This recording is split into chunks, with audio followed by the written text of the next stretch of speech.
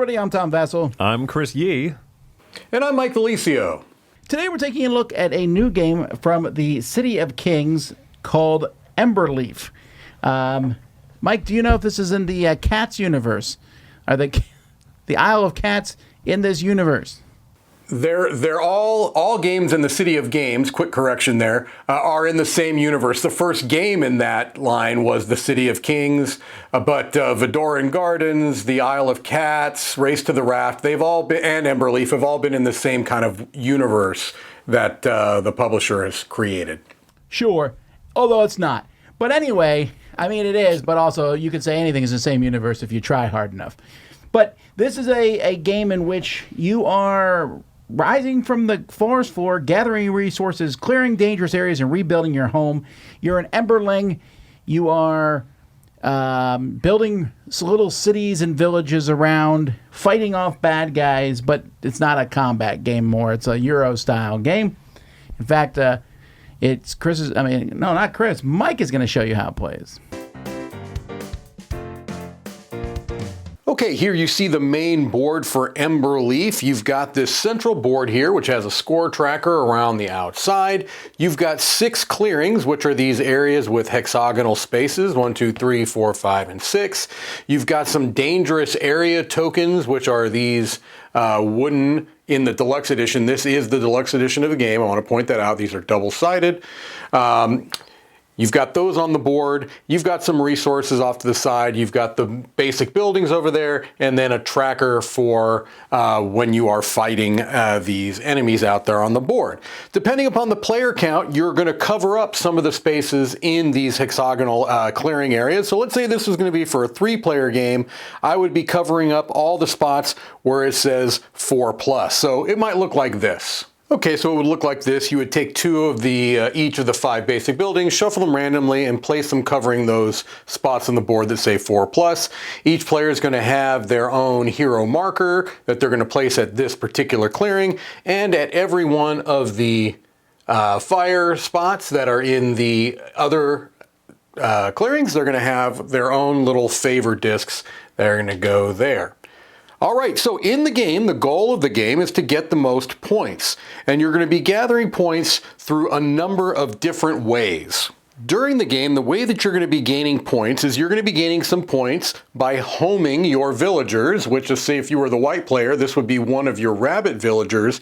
You'd be placing those on buildings that you might build. So let's say, for example, the white player had built a building here, and they were able to home their villager on there. That's going to score them some points in-game that I'll explain just in a little bit. So that's one way. Another way that you're going to score points is whenever you clear these dangerous areas, you're going to get the number of points that show up in that little leaf symbol. So whoever cleared this would immediately get 3 points.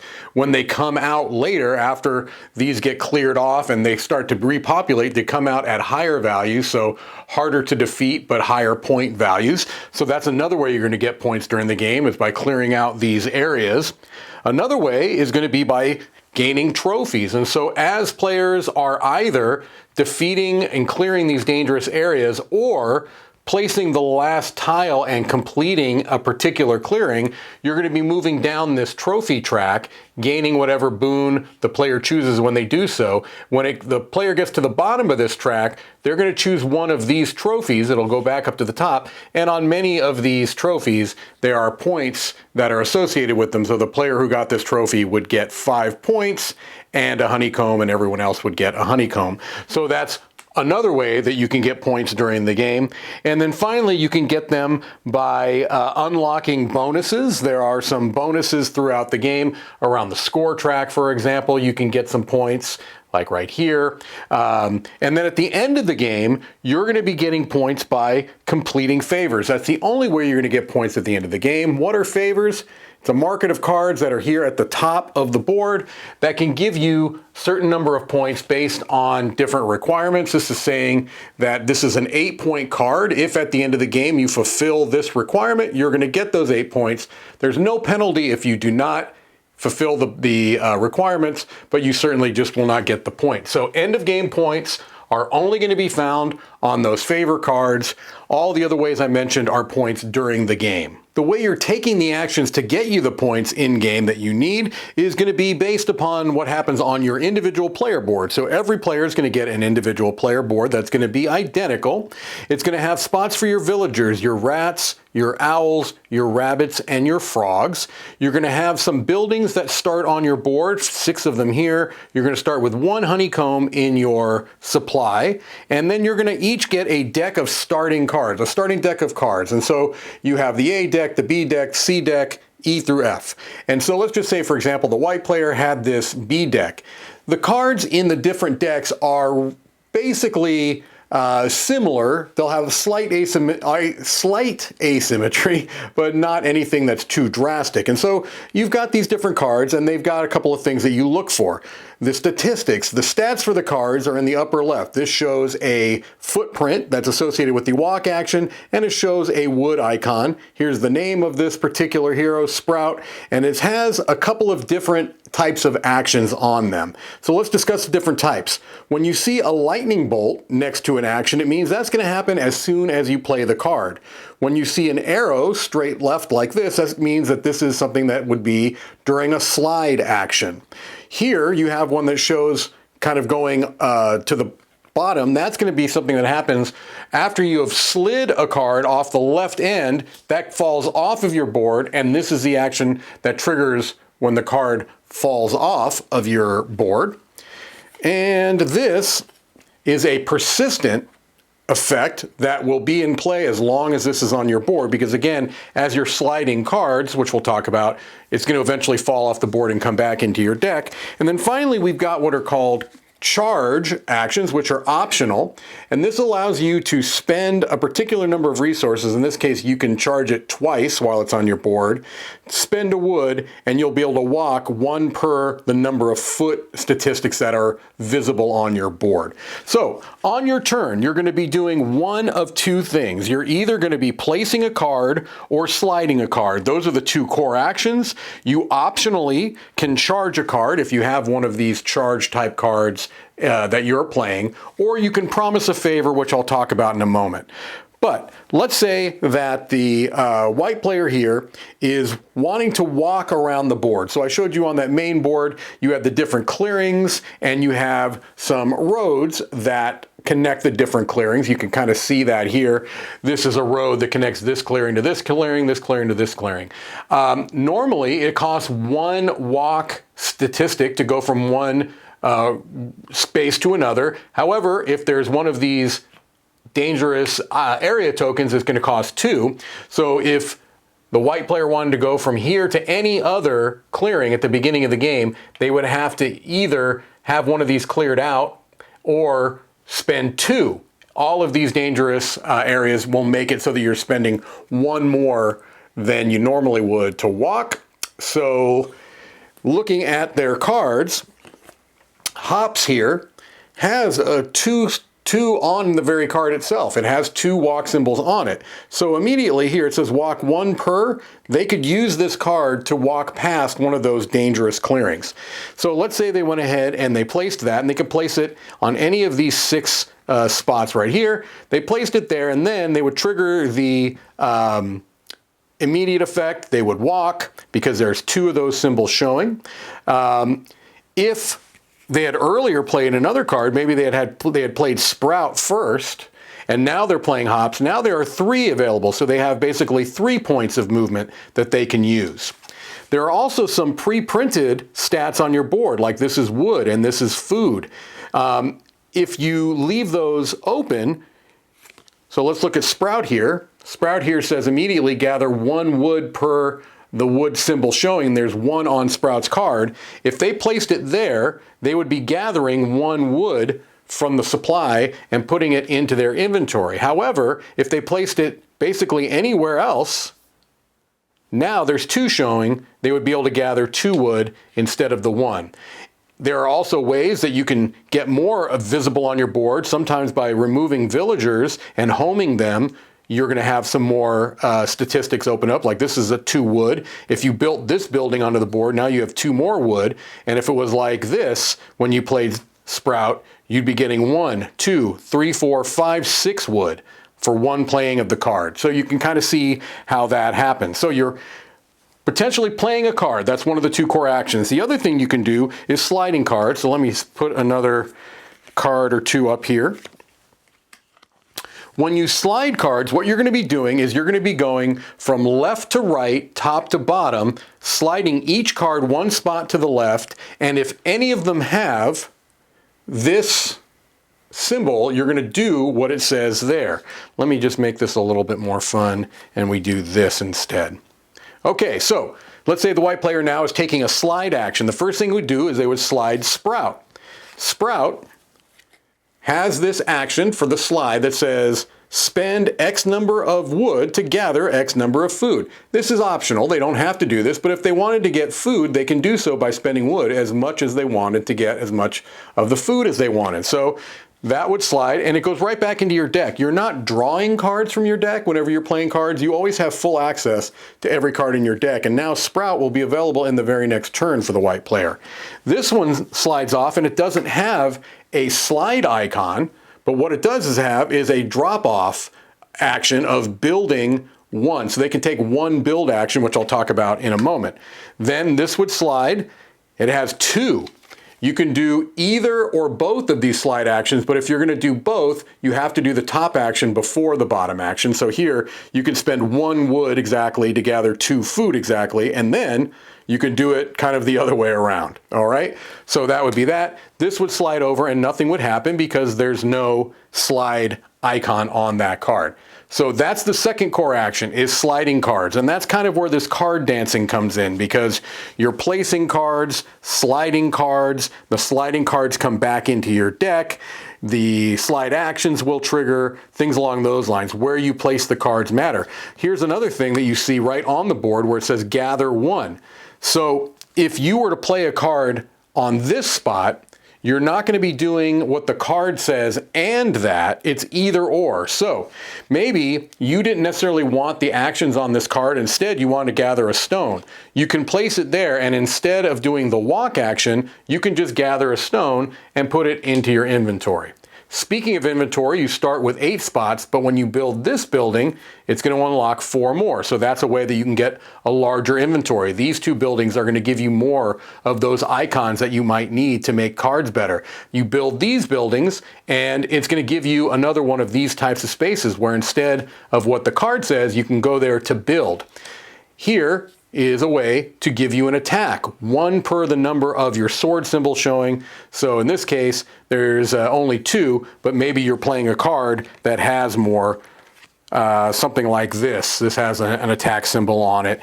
Flick here has an attack symbol on it. And so if you were playing a card there and you wanted to use this action, you'd be able to attack for 1, 2, 3, 4. If these were gone, 5. You get the general idea. So shifting back to this main board a little bit, the movement I've kind of shown you, it's when you're moving from one clearing to another and perhaps to 2 different clearings, depending upon if these are there or not. When you attack, you're just trying to meet or exceed the values shown in the heart, and that's again going to be by the number of the sword symbols that you have visible on your player board when you take that attack action. When you take these, you go ahead and move that number of points immediately, but then you keep this because there are certain cards at the end of the game that will give you points based on the number and type of these war banners you have. Some cards will allow you to spend these to take actions. And so that's how you're clearing those off the board. And again, every time that you clear one of these dangerous areas, you're moving down, gaining whichever of the boons that you choose. And when you get to the bottom, you get to choose a trophy. It goes back up, and then these all would get cleared. They get refilled on to their higher value sides. And they become much more difficult, but worth a lot more points. Things along those lines. So that would be moving, attacking, which again is also kind of clearing out spots to make it easier for you to move. We've talked about building a lot, and when you build, you're going to be building in whatever clearing that you're in. When you build, you're either building a building from your player board, which I kind of showed you the buildings that are on your player board, buildings like these. The cost is at the bottom. So if you wanted to build this building, it's 4 wood and a honeycomb returned to the general supply, 4 food and a honeycomb for this particular one. The basic buildings are all along this board, and they'll tell you what the costs are along the sides. And so if you're doing a build action, you're going to build whatever building you want to build and have the resources to pay for. And then you're going to not only be building the building, but you're going to be housing one of your villagers in that spot. So I think earlier on I kind of gave this as an example. Maybe White had done a build earlier, and now maybe White wants to do another build, and they're going to build this boathouse. Pre-printed spots on the board, if you build on top of those, you get the boon. So here they would get a stone and they would build there. And then what they're going to do is they're going to house another villager. Maybe this time they want to house one of their frogs. When you do this, you're going to immediately score points for each different building in that particular neighborhood. So let me kind of zoom in here and shove this a little bit off to the side. The neighborhood is going to be made up of connected buildings with your villagers on them, and you're going to score more for the more different types of buildings that you have. So the first one you build, it's only going to get you 1 point, but this is a neighborhood that has 2 different types of buildings, so that would be worth 2 points. Let's say that they had been able to build one here as well. These are 3 different buildings, 3 points. And those are going to be immediate points that you score. And as I showed on your player board, when you're homing villagers, you're also going to be getting benefits and boons that open up on your player board. Sometimes you'll just be gaining a resource. Sometimes you'll be able to do conversions. You'll have more statistics that you'll have access to. And when you get to the end of each of these kind of villager areas, you're going to get some point scoring opportunities there as well. There are also some scoreboard bonuses that are around the outside of the board, and the way these are going to trigger is that the first time any player lands on or crosses one of these bonuses, every player in turn order is going to get the benefit of it. But it's only going to happen the first time somebody crosses that spot, so none of these will ever trigger more than once. You're going to continue to play this way, playing cards, sliding cards, defeating some of these creatures to get the war banners, building buildings, and gathering these different favor cards. And the way that you do that is that this is an optional action, if you're in a particular clearing that still has one of your colored discs there, you remove that disc from the game, and then you'll get to choose from the face-up array of these favor cards. And so let's say maybe you had already built a boathouse and you were planning on building another one. Maybe you would take this card that at the end of the game, if you have the most boathouses, you'll get 8 points. These are the end game scoring. And so you're going to continue to do that until all of these trophies have been removed from the game. And the 2 ways, just as a reminder, you get those is by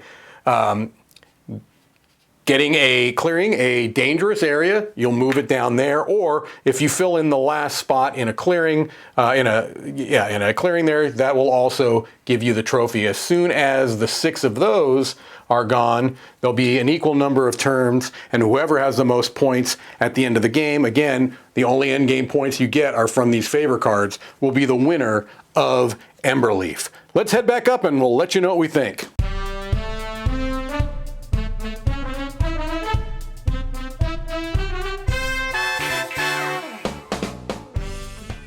All right, so what do you think about how the game looks? Mike, take it away. Well, I think it's a very attractive looking game. I mentioned during the overview that I was showing the deluxe edition of the game. The main difference there being the wooden resources that you saw in the overview are for the deluxe. The regular edition has cardboard tokens, which are all very nice. The cardboard quality of these tokens they're thick. No problems there. I think it's a very vibrant and bright board and looks nice as you're walking by. I think it's an appealing looking game. Sometimes I look at a little bit of the character art and I go, more anthropomorphic animals. And then one comes out and I go, okay, that one's cute, it got me. It has that very approachable look to it. And overall, I think it looks really nice on the table. I agree. I think it looks good. My only concern is I found, and it wasn't just me, some of the people I taught it to found the board not so easy to figure out the paths. They were like, hey, put the people by the fire. I'm like, oh, okay, where's the spot for them? No, they're just by the fire. Okay, then we're moving down paths. I wish they had kind of pulled back on how beautiful it looked and put a little bit more effort into the function of it, of the board, of moving the people. It's not that hard, okay? I don't want to make it sound like it's a complex thing, but I also thought it was a little more nebulous than it needed to be. There are 6 clearings on the board. I didn't find that to be a huge problem. But the roads connecting them, I just, you're like, oh, wait, these two are actually next to each other. I didn't find that to be as simple as it could have been. I would have laid it out a little bit more clearly. I think there's maybe one pathway that's a little bit hidden, but it does go away just as with familiarity. But yeah, it doesn't jump out as clearly as, look at this very clear line. Sure, I'll agree with you there. All right, so what do you think about the card dancing mechanism, which is a fancy way to say card sliding? So this reminds me a little bit of the game Ancient Knowledge, where as you play cards out, they'll sit out there. They have instant abilities. Sometimes they'll have ongoing, special effects and stuff until they age out. And in that game, they just aged out naturally at the end of each round. This one is more of a player choice. And if that's going to be kind of the central hook of what makes this game, I think it's a really strong hook. Yeah, I think the card dancing is marketing, right? I mean, it just, all it means, like you said, is that you're going to kind of be playing, utilizing cards in a few different ways. The core actions are play a card, and if it has an instant ability, as many of them do, then you trigger that ability. Or you're going to be sliding, which is a longer action typically because you're going to be sliding every card that's on your player board, and the cards that have slide effects, you're doing those actions. Then you've got kind of the fall off actions, which, like you mentioned, similar to something like in Ancient Knowledge, where you're going to get an action specifically for the cards that fall off. What I particularly like about this card system is that it's not a traditional deck where you're having to worry about drawing into the right card. You always have access to all of your cards every turn that aren't on your player board, of course. And so I like that there's not only what card you play, that's not the only thing that you're considering. You're also considering where on the board you're playing it. Is it more important for me to cover up this icon, this wood icon that I can maybe use, but I want it to be in that specific spot based on when I'm going to slide cards? There's more considerations than just simply playing a card, and I like that. I think it's the strongest part of the game by far, and I really enjoy that concept. I put the decks next to each other. When the decks are asymmetrical, so I'm always very curious about that, and I can't figure it out. Like they're too different in a sense for me to figure out. Some have an easier time building houses, some have an easier time fighting, but I can't mathematically say they're balanced. I mean, I guess they are. Sure. But I do. You're only adding a few cards to your deck over the course of the game. So you really have to think carefully about what you add. And I'm a big fan of the cards that don't give you any special ability, but they're stronger when you slide them or fall off. And if they're strong when they fall off, you put them at the edge, so they fall off immediately. And how often do you do that turn? Right, because then if you put them right at the edge, great. And then you choose to play a bunch of cards when they slide off, fantastic. Oh, there's not an open clearing on my board to play them out again immediately because I filled everything behind it. So yeah, I think, like you said, this is, I think, the strongest part of this game because it gives you a lot of consideration. Knowing also, I think a great part is that they fire off when you slide them in a very specific order, so it's clean. Oh, I wanted this one to go before that one. I should have played it better. Oh well, there's only one way to resolve the order that cards slide, and so you don't get lost in the little... did I activate this one already? You know what I mean? It prescribes it out, I think, very, very smartly. I also like that combined with the symbols on the cards and things that activate off the strength of that. That gives him good choices. Like that as the central focus of this game is really powerful.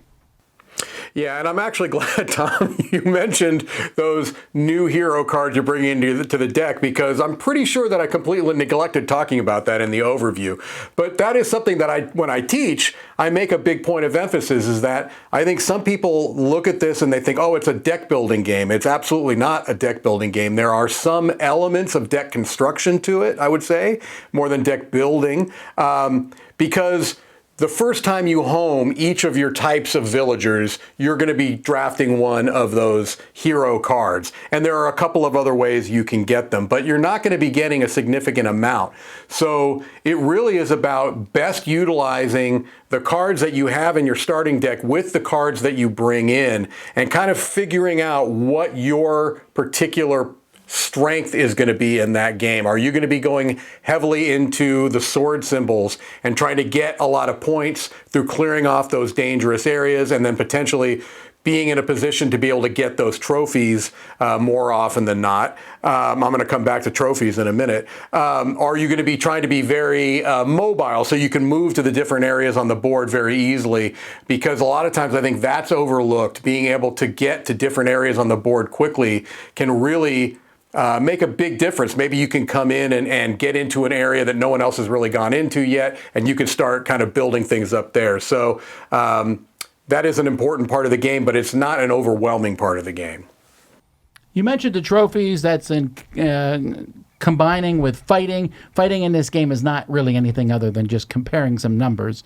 You know, if you're worried about attacking and stuff, there's no dice rolling. And you don't fight each other, just the stuff, the enemy NPCs on the bad board. Guys, they deserve to be fought. Absolutely. But what were your thoughts on the trophies, Mike? My thoughts on the trophies is that they're much less important than I think players are going to think. Because one of the things I think people might have an issue with is being like, I don't want to ever be the person to remove a dangerous clearing second to last, because all I'm doing is I'm allowing the other players in the game to run in and grab that. Yeah, maybe, but if that's the best move for you, worrying about a trophy, I think, is much less important than it is doing what is very best for you on your turn. Because the trophies in and of themselves, I think they're less there for the bonuses and the boons as they are for a way to keep the game. I mean, it really is incentivizing you to kind of get through. That's the timer for the game. And so sure, there may be a time that a particular trophy would be very, very helpful for you. Maybe the one that lets you home a villager wherever you want to. That could be really powerful. Or maybe you just need those 8 points that are on the one trophy. But I think that they're less impactful than players might think at first glance. I highly disagree. And I knew this was going to be brought up. Mike is scooping me before I get to say it. It doesn't matter, and the designer told me the same thing when I brought this up to him. Yes, it doesn't matter that after 4 or 5 games, they're even. It feels sucky. And that is the thing this is something in board games that I always dislike, the whole idea of, well, whoever takes the second to last one's letting the other person take the last one, so then no one wants to do it. I just dislike that. Yes, it might not be that big of a deal, but if you get 8 points, I'm not feeling great. There is that one trophy that's very selfish, right? I get 8 points, no one else gets anything. I do like that all of the other trophies say, well, I get 5 points and 2 wood. Everybody else gets a wood. That can be a nice boon for the other players. In fact, I think that the little bonuses you get as you move around the victory point track and you activate those bonuses for everyone, there's some nice moments that counteract the, and I quote Tom Vassell here, sucky feelings. That's what I'm saying, though. It doesn't feel good. They also should put a sign on the front of the box that says, beehives are rare. When I teach it now, I'm like, beehives are rare, just so you know. I do teach that, yes, 100%. Well, that's the core of my issues with the game. I want to be clear, I don't dislike the game. I don't love it, but I don't dislike it because I like the central mechanism so much. But that sort of little thing just kind of pokes at me. A very similar thing will often happen with scoring cards, which is its own thing. There's a lot of comparisons in this game, the scoring cards, to another game from the same company called Isle of Cats. But the difference in Isle of Cats is in Isle of Cats, you would draft the card. If I don't want the scoring card, guess what? I'm passing it on. I don't care. In this game, in Emberleaf, you are often, they say, take a scoring card. And I'm like, I don't want any of those, and I will not accomplish any of those because they're all very difficult to do. And it's like, too bad, take one anyway.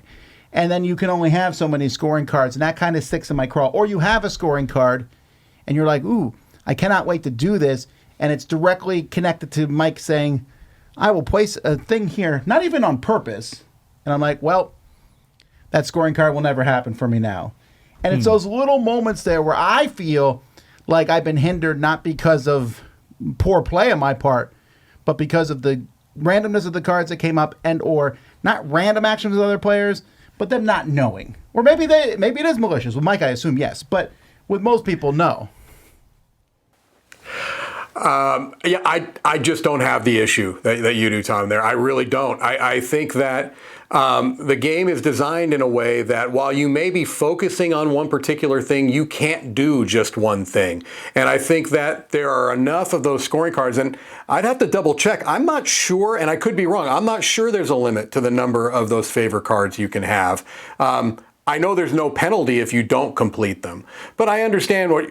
I'm not arguing that there's only so many ways you can get them, so you therefore cannot, every time you get one and you don't want one, for example, that's one I could have gotten that I did want, is what I mean. I get that, but I guess what I'm also saying is that I didn't find it to be an overwhelming amount of times where the card I get was just not possible because I've been doing so many different things. I have been clearing war banners just because you have to throughout the course of the game. I have been building buildings because you have to.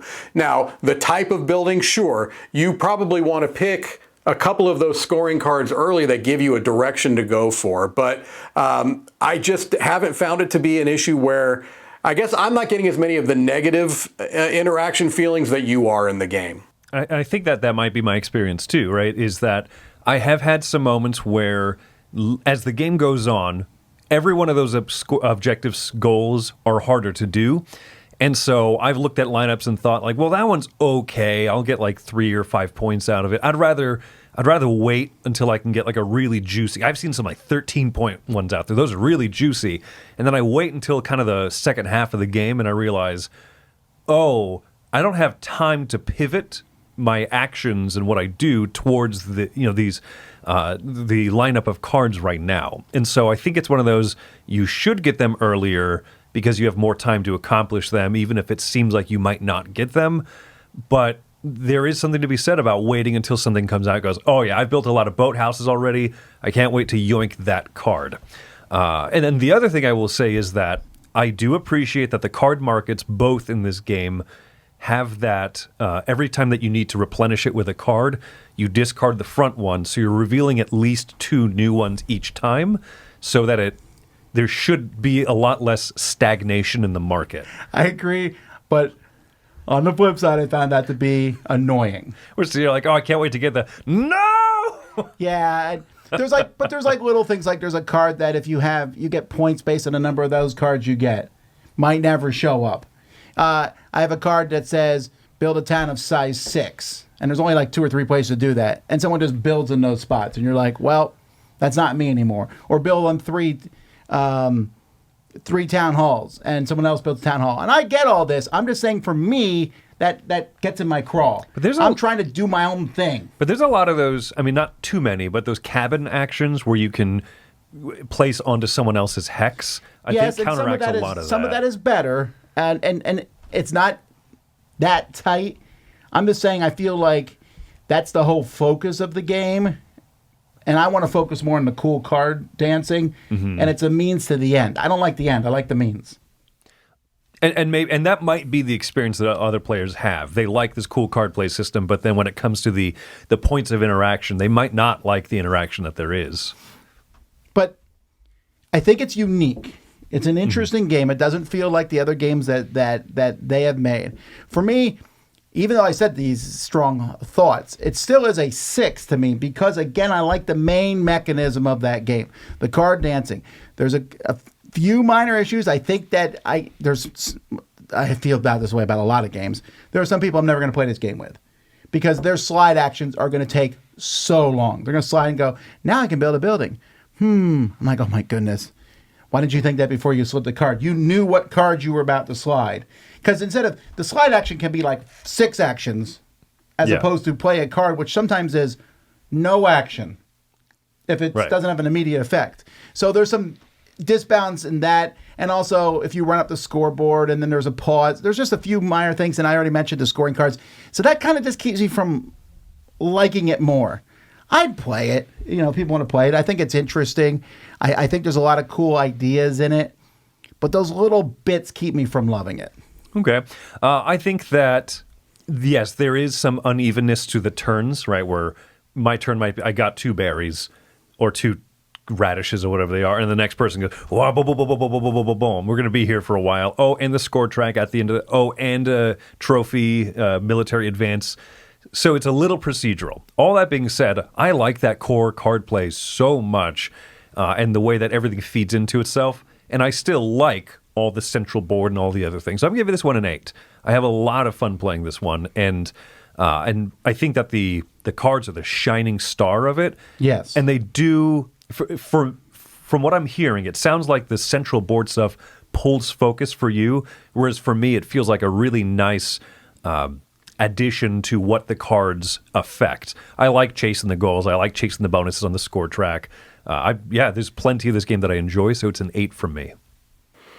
Yeah, and it's interesting because you did mention kind of like I had a couple of negatives. The main one was that sometimes the turns can feel, some turns just take longer than others, and so that is something that I was going to mention. And the procedural nature, you just want to make sure you're doing things in the order that they say because it can make a slight difference. I don't get the sense that sometimes it would make a huge difference, but I do try to be very careful about do this, then this, then this, then this.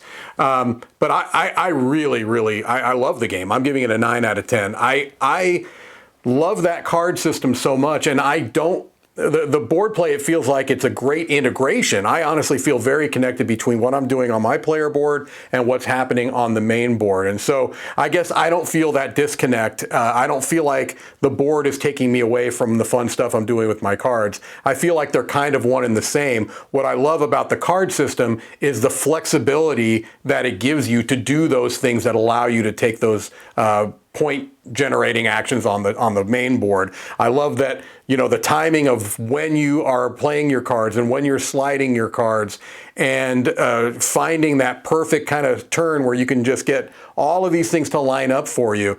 It just is such a satisfying experience for me. I love the look of the game. I think it's a high quality production. So for me, yeah, it's outstanding. It's a 9 out of 10. There you go, folks. That is Emberleaf, the newest game from, make sure I get this right here. The City of Kings. City of Games. Their website is cityofkings.com. Oh, that's a oh no. You named your... Yeah, I'm betting that they probably need to change that. Yeah, the original website was called... That's why I'm saying it here, because it said that on the back of the rule book. Never name your company after your first game. Anyway, that has nothing to do with this. Definitely check it out. I will say real quick as an aside, I don't think, if you love Isle of Cats, and a lot of people do, I don't think they look very similar. Oh, there's no relation. They're very, very different. So you might dislike one and like the other, and vice versa. Well, I mean, yeah, that's like saying Gilmore Girls and Star Wars exist in the same universe. They technically do. But you might not be fans of both. Because of the similarity of look and many other things. But there you go. That's Emberleaf. I'm Tom Vassell. I'm Chris Yee. I'm Mike DeLisio. Have fun with the animals. Dance.